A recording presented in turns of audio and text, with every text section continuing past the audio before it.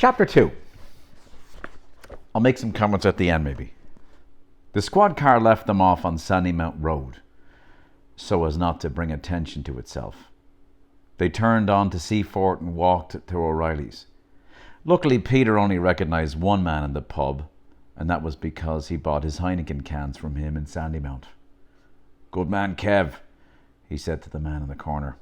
"All right, Peter," said the young man. They found a seat in the corner and Jackie brought them drinks. "A whiskey, please," said the Colonel. "Hino for me, course, love." "What is a Hino?" inquired the Colonel. "Heineken, of course. You're not from Dublin yourself?" "No, I'm from London," said Colonel Thompson. "Oh, I thought you're from Dalkey or Howth or somewhere like that. You know, you sound like Adam Clayton." "Who? Never mind." Jackie returned with the drinks. "Where to begin?" began Thompson. "Mr. Casey, are you familiar with the 3D printing?" "Yeah, who isn't?" "Are you familiar with 3D bioprinting?" "I think so. Is that where they attempt to print human-like figures like the Bruce Willis movie?" Thompson looked confused. "More like in Westworld, Dad." "Yul Brynner?" "What?"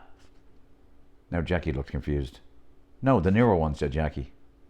Thompson interrupted. "Anyway, as I was saying," Peter's eyebrows raised up and he put his pint down. "You fucking printed Jackie." Jackie nodded. "Kind of." "Holy shite, Jackie. She looks the image of you, but I thought that was illegal." "Yes, it very much is. Didn't the Euro Protection Unit try to get that legalised, but Brussels denied it?" "Yes, they did." "And," continued Thompson, "you are quite familiar with the terrorist problems we've had throughout Europe these past few decades. Charlie Hebdo, Bataclan Concert Hall, to name just a few." "Sadly, yes," said Peter. "The problems are not getting better. We've been piling millions upon millions in funding to our intelligence, and we cannot determine where the next terrorist strike will be. We are dealing with people who are willing to give their lives for their cause, making it almost impossible to stop them. In the wake of Bataclan incident, the Prime Minister of France called a group of European leaders together to solve the terrorism problem.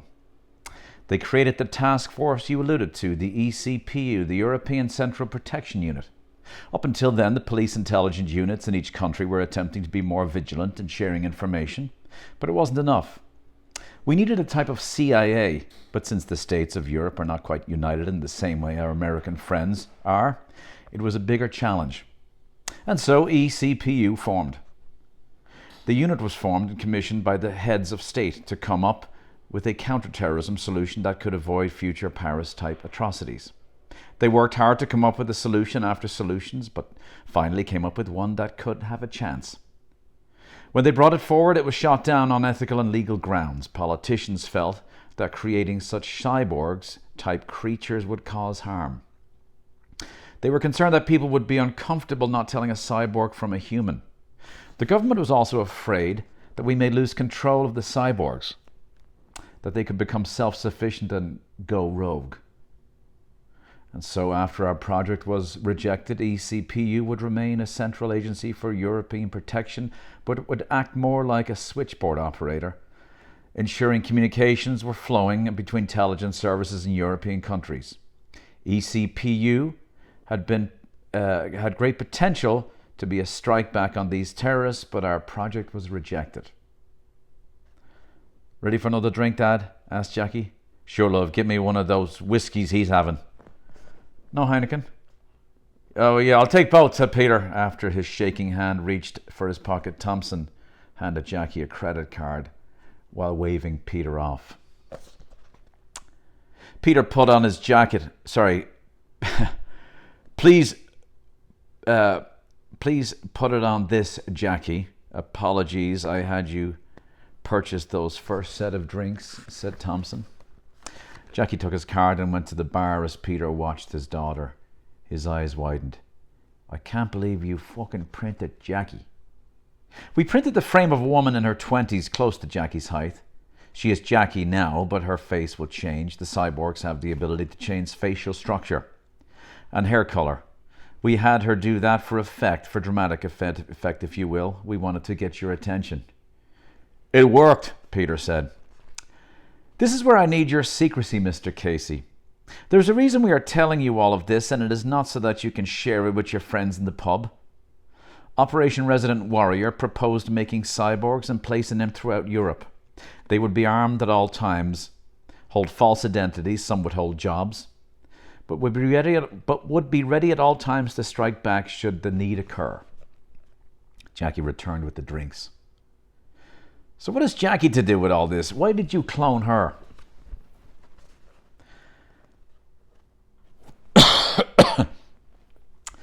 Remember, we are not cloning, Mr. Casey, but bioprinting. Agent 7 and Jackie are connected through a responder. We call them remote agents. It was important for us that each agent be controlled when they went into fight mode or at other times of the controller's choosing. At all other times, the agents would be passive citizens, blending in with their neighbors, facial recognition scanning for potential threats. But once the fight response was triggered, we needed more control over the agents and came up with a virtual control system. What's that? Asked Peter. The VCS, Virtual Control System, is a system that links the controller to the agent. A chip is installed in the brain of the controller, enabling them to see, hear, and feel everything that the agent experiences. The agent is fully under the command of their controller. When not in control, the agent switches into passive mode, as I've explained earlier. Okay, but why is Jackie a controller of a London girl? She's no commando. It was important that not just anyone be a controller of the agents. We needed people with high IQ, EQ, emotional intelligence, moral character, good reflexes, and an ability to multitask. And you picked her, he said with a laugh. Sorry, no offense, love, I mean, the multitasking I get, but you're a bit ADD and all. Have you ever tested her IQ, Mr. Casey? I don't know. I don't remember, to be honest. Did we, love? Once in school, but I don't remember, said Jackie. We've been collecting data on IQ from people for some time, but emotional intelligence and moral character is something newer and hard to quantify, said Thompson. We received Jackie's information and followed her for a few months, observing her movements, who she frequented with, etc. Did you see that gobshite of a boyfriend she hangs out with? Dad! I'm surprised, Major Tom, that hanging out with that guy didn't cause her to fail at all levels. It's Colonel Thompson. Oh, sorry, yeah, sorry about that. You're not a big fan of him, Mr. Casey? Not in the least.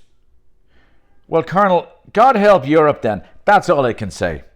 So you've been watching Jackie and observing her, and then what?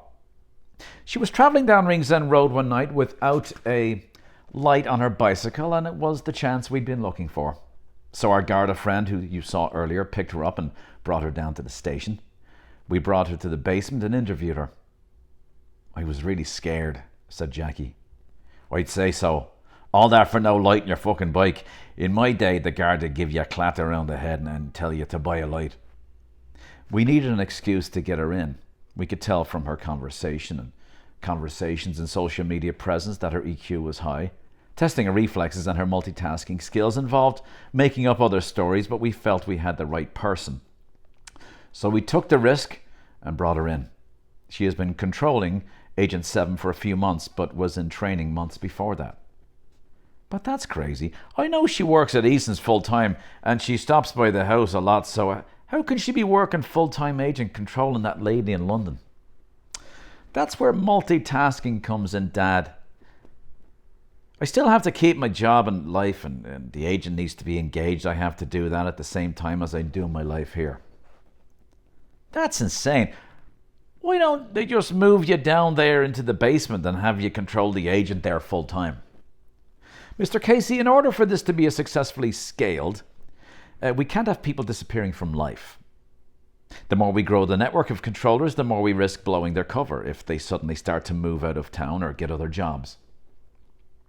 While we are open to future full-time positions with our group, we want to avoid too many people leaving their jobs and joining local police forces. But sure, the Americans have those drone operators that go to work in bunkers all day. Now, why not do something like that? Again, the US Air Force is known, approved, and government-funded agency. We are none of those. Our funding for the project comes from another source and is reassigned to the ORW, continued Thompson. Can you stop speaking in acronyms, please, said Peter. Operation Resident Warrior, said Colonel Thompson. The attack of the clones, you mean? Jackie grinned. ORW funding is intended for scientific exploration. The head of that department is aware of ORW, but he is the only one in that group. When the proposal was denied for ORW, the French Prime Minister had the most to lose, as France has had a disproportionate amounts of attacks in recent decades. Before the minister walked out of the room that day with his head hanging, he turned to my now superior, Michel Defarge, and a minister from Brussels, saying, figure out this terrorism problem, whatever you need to do. Defarge and the minister from Brussels took that as permission to do whatever needed to be done. If terrorism continues, Europe will no longer exist. It's getting late now, said Thompson. There is so much more to cover. But I don't have the energy, Mr. Casey. You must keep this secret. We are at great risk telling you all of this. Sounds like it, said Peter. I will tell you more as we move along, but I just plead with you not to tell a soul. Mum's the word, boss man. One more question, Colonel. So you said funding for the agents is coming from another source. Does that same funding cover Jackie's salary? Thompson looked sideways at Jackie with a smile as he patted her arm. That is where the moral character comes in, Mr. Casey. And you should be very proud of this young lady. It's getting late now, so I must be off. Thompson got up to leave and presented the top button and pressed the top button of his suit. Meet me by AIB, Michael. He spoke towards the button. Do you want to lift home? Asked Thompson. No thanks, we'll walk. Oh, and to answer your other question, her funding comes from the bookshop she works at. Eason's is in on this too? Thompson smiled. I'll explain on the way home, Dad. Thompson left and Casey followed a few minutes after. Let's go by the Strand so I can get fresh air. I tried to earlier, but your friend interrupted me. So what were you doing on the Strand, Dad? Just getting some fresh air. Bullshit, Dad. What? You are going to end your life tonight, I'm convinced. I believe Thompson stepped in because he could sense it. He's got an amazing instinct and has been following you for a few weeks. What? So you didn't tell him to stop me? Why the fuck is he following me around? What did I do? It's more what he wants you to do. They walked by Star of the Sea School, a school Peter attended as a young boy, and crossed the Strand Road at the intersection so they could walk on the grass trail. So Eason's is funding your anti-terrorist thing. Now, what he meant, Dad, is that I'm still working my normal job, but I'm doing this other job at the same time. Eason's just pays me to do my job. I work for Thompson for free. Are you fucking mad? I didn't raise you to be working for free. It's the right thing to do, Dad. It's the once-in-a-lifetime opportunity. They got to Jackie's house and Peter kissed her on the forehead. I don't get all what's going on here, love, but I'll tell you one thing. If this isn't one big fucking joke... He paused, looked around, pursing his lips and moving his chin sideways. If this is all true, I think it's cool that they chose you. Thanks, Dad. Good night. Night, love. Peter walked down Cambridge Avenue and walked towards Thorncastle Street. Before walking into the flats, he looked back at the yacht and thought about making last call. Probably won't be able to keep me mouth shut anyway, he said. They'd think I was mad in anyways. He walked up the stairs into the flat, shut the door, got dressed. By the side of his bed stood a wedding picture. He picked it up and kissed the young lady in it. Good night, love. That's the end of chapter 2. Ringsend. If you do happen to order a copy of this, there's no audio book right now. I have to look into that. And as you can see, it's a bit clunky, so it's Jack and Nori style for now. You may get an older version, which has an older cover, and I can't seem to fix that. They seem to have a stack of these that they're shipping, but it's inconsistent. I order that. I get different ones. If you do get that, apologies. There's minimal difference in the story. Like maybe you'll find maybe 3 or 4 misspelled words here. There you go. That's chapter. What was that? Chapter 2. Stand by for the next chapter. And Billy Ralph, thanks for asking for the next chapter. That's what motivated me to do this.